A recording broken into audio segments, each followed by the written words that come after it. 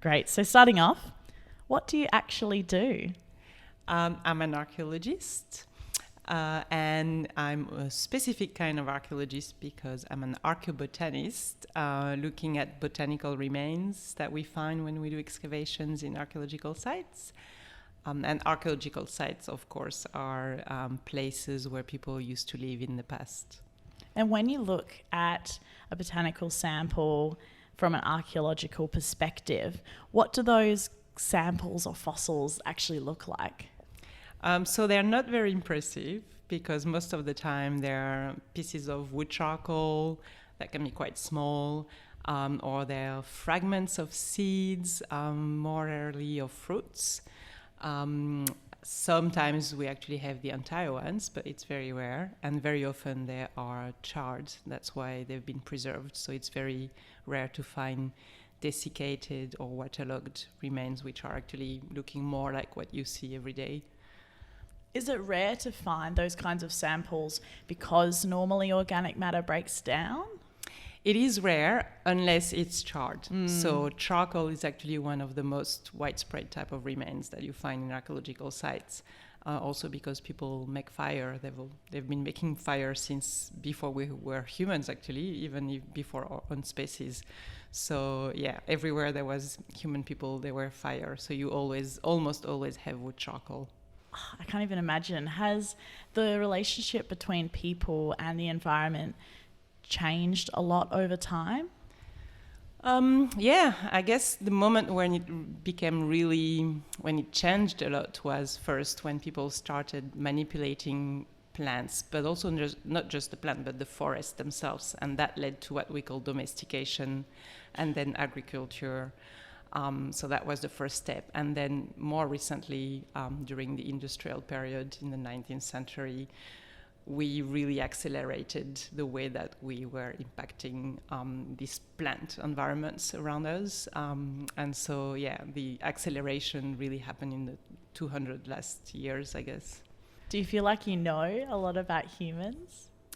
I feel like I know what could be considered a lot, but in comparison to everything we don't know, we don't. Yeah, it's still very small.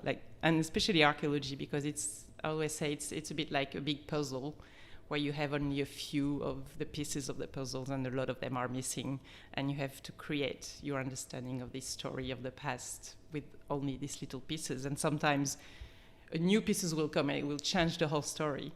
But that's what is exciting, I guess, about it. I've read a little bit about your Pacific Matildas project. Could you explain that to us a little bit more?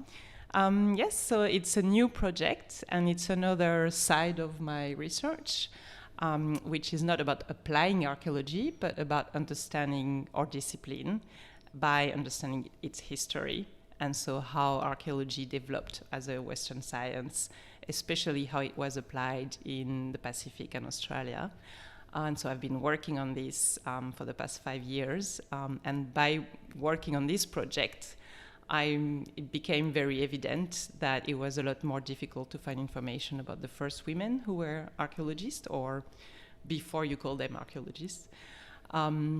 So I thought we really needed to develop a specific project to spend time, first of all, looking for these women in the archives, and then also how to tell their stories, because actually some of these women are present in the archives. It's not even that they're not represented in the historical documents, but their stories kind of became erased of the narratives that we tell each other about the way that our discipline developed. And there are lots of reasons for that.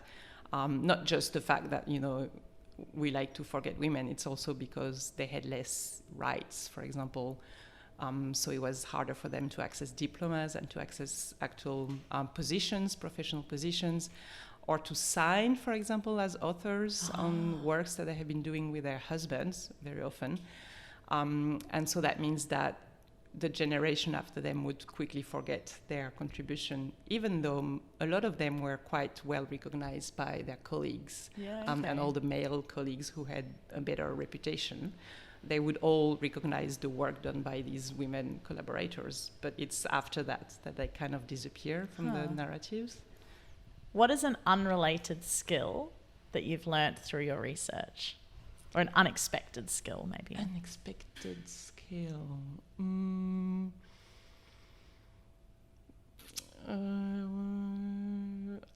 I know how to I know how to sieve very well. That's a good Which, one. yeah, I didn't know before. You kind of also learn how to, live with the least you can when you have to camp on an island for several days. But I kind of knew that before because of my parents. So maybe it wasn't that unexpected. Why did you know it? Because of your parents? Oh, because my parents were very outdoorish kind of yes. people. So Yeah. I already had this experience. And that's actually one of the aspects I really liked in archaeology, that you could have this very nerd kind of side with all the books and the libraries and the lab. But then you also had all these outdoor dirty, things, adventures. So you had these two sides. And to finish up with, I would love to know your favourite fun fact that you've learnt in your research. Well, there was one fact that made me, had a little bit of an ironic love a while ago, which is not about the Pacific specifically, but archaeology in general and in Europe. And they did all these very expensive DNA studies about all human remains found in Europe when there was the first movement of agriculturalists coming into Europe. And they realized that women were moving a lot more than men. And so that women were the one marrying really far away from their original families. And so that they were probably the one who did this advance of the front of Indo-European languages and also agricultural knowledge. Wow. So it kind of comes back to the Pacific Matildas and all the gender bias, I guess, with suddenly changing the image of, these people entering with all the knowledge that we inherited as, descendant of Indo-Europeans. And it was all these women being married to distant families and who actually introduced all of these ideas. Oh, women deserve more credit. Absolutely deserve more credit. Well, thank you so much for joining us today. Thank you.